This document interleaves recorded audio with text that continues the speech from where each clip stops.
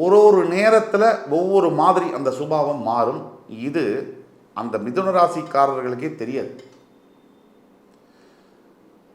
பார்த்ததெல்லாம் பால் என்று நம்பக்கூடிய ஒரு ராசி, பழகுவதெல்லாம் தேன் என்று நம்பக்கூடிய ஒரு ராசி. யாரையும் எளிதில் நம்பிடுவாங்க, இவங்களையும் யாரும் எளிதில் நம்புவாங்க.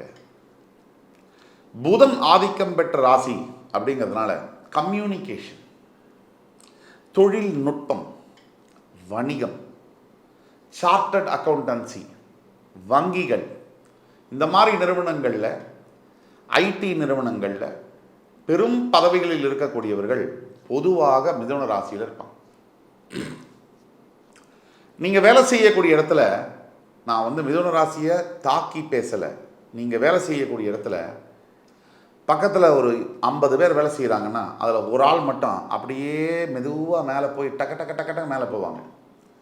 ஆனால் வேலையே தெரியாது, வேலையும் செய்ய மாட்டாங்க. அது மிதுன ராசி. இது உண்மை. எப்படா நம்ம மாடு மாதிரி உழைக்கிறோம், இவன் வேலையே செய்ய மாட்டேங்கிறான், ஆனால் மேலே கடகடன் போகிறானே எப்படின்னா மிதுன ராசி. ஏன்னா அவங்களுக்கு பாலிட்டிக்ஸ் என்பது ரத்தத்தில் கலந்திருக்கும். யார்கிட்ட எப்படி பேசணும், அந்த பேச்சுவார்த்தையில் எங்கே இஃப்பு பட்டு வைக்கணும், கோலன், செமிகோலன், அப்பாஸ்டஃபி, புள்ளி இதெல்லாம் எங்கே போடணும், இதெல்லாம் அத்துப்படியாக தெரிந்த மனிதர்கள் தான் மிதுன ராசி அன்பர்கள். கூட உழைப்பும் இருக்கும். நம்ம இங்கிருந்து பார்க்கும்போது அவங்கள குற்றமாக சொல்லுவோம், அவங்களுடைய வழி அவங்களுக்கு இருக்குது.